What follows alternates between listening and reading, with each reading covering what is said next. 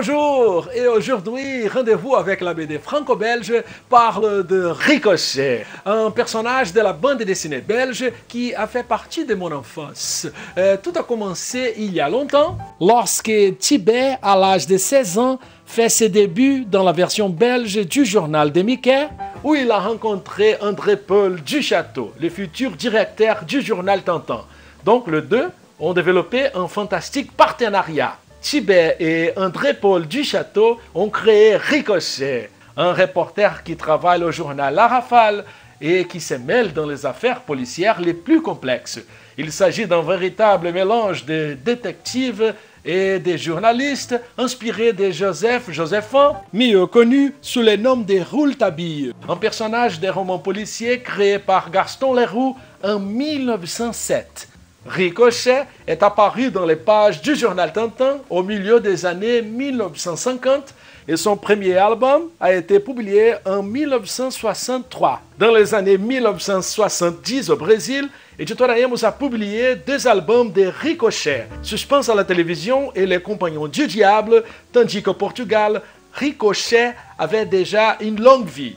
Plus récemment, les éditions Asa ont édité une sélection d'histoires classiques du personnage. En 2015, Les Lombards a publié une nouvelle série de Ricochet intitulée Les Nouvelles Enquêtes de Ricochet, avec le tome 1 de la collection, Rip Rick, scénarisé par Benoît Zidrou, le même scénariste de Le Beau Été, tome 1, Cap au Sud, publié au Brésil par Cési SP et dessiné par Simon Van Lint.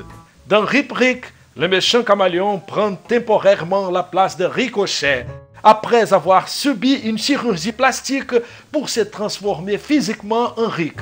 En 2016, Les Lombards a publié le tome 2 de cette série, intitulé Meurtre dans un jardin français. C'est d'ailleurs ma lecture du moment.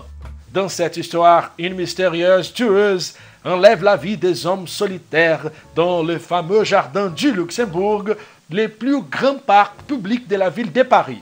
Pour résoudre ces mystères, Ricochet est de retour dans une incroyable aventure et devra travailler avec un bras dans le plâtre. Cette nouvelle série a un trait un peu plus moderne, mais elle conserve les styles classiques de Ricochet à travers un récit qui se passe en 1968 où Rick rencontre des anciens personnages, comme sa petite amie Nadine, la nièce du commissaire Bourdon. Et au cours des dernières années, les albums de Ricochet ont été traduits en plusieurs langues et vendus dans nombreux pays. Grâce au talent de Benoît Zidrou et Simon Van Lint, ces charmantes, passionnantes et fantastiques enquêtes continueront à captiver des nouvelles générations. Merci de nous avoir suivis. On se retrouve très prochainement.